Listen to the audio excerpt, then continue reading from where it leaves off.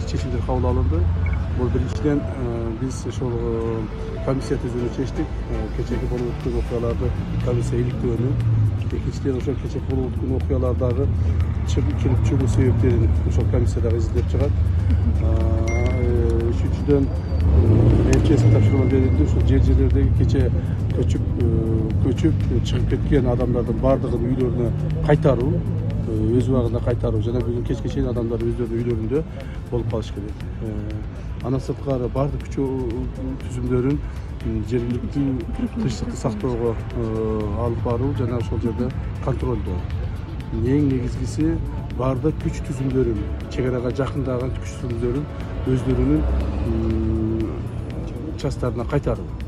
Ушул боюнча азыр баардык күч түзүмдөрү менен чогулуш өтүп атат. Буюрса бүгүн кечке чейин баардык күч түзүмдөрү чек арада кайтарылат. Чек арада бир гана погранслужба жана милициянын керектүү органдары калат, коомдук тартип сактоо үчүн.